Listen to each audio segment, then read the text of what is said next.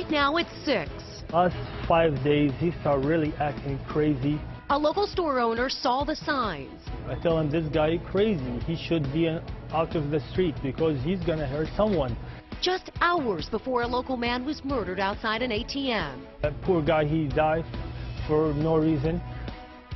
Thanks for joining us. I'm Cherie Palello. And I'm Mike Dardis. The man accused of gunning down an ATM technician is being held now on $500,000 bond tonight. 36-year-old Yonah Israel appeared in court on murder charges this morning for the death of Daniel Muscarella. Israel has a criminal history for weapons and drug charges, and tonight we've learned there were major concerns about this suspect before this shooting. Yeah, that's right. A business owner who says Israel frequented his store called 911 multiple times, including just hours before that attack. And WLWT's Brian Hamrick is the only reporter in the market with the video showing his bizarre behavior. Brian? Yeah, Mike, well, the store owner knew Israel. What he didn't know is why his regular customer began behavior so bizarre it was scaring some of his employees, some of it caught on camera. His other unknown was how it would all end. This security video shows more than a destructive rant. Last 5 days, he started really acting crazy.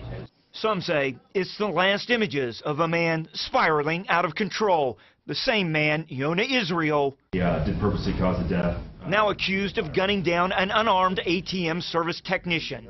I tell him, this guy crazy. He should be out of the street because he's gonna hurt someone. And I really worry about my employees.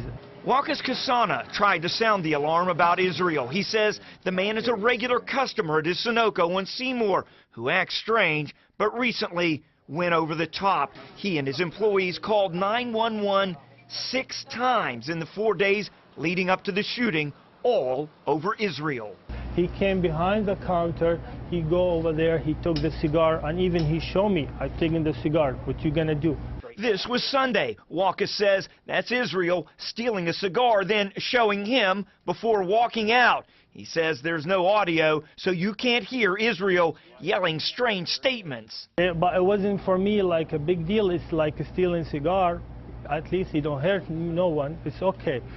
Your real concern was that this guy, he got a mental problem. And he was becoming more dangerous. More dangerous, yeah. Scaring the customers, too. Exactly. Then Tuesday, the day of the murder, employees say this is Israel inside, yelling about blowing up the White House. This is when he was telling me he was going to blow it, showing his phone. He was going to blow the White House with his phone. Moments later, he smashes his phone, but watch again. After what seemed like an angry tirade, he hugs a man. Actually, the guy, he doesn't even know him. This is just 3 hours before he allegedly shot and killed Dan Muscarella, the father of 2, now leaving a long trail of victims that's still growing. I feel guilty, but I try to do my best to protect this guy, that poor guy. He died for no reason, but I'm sorry, I don't do that.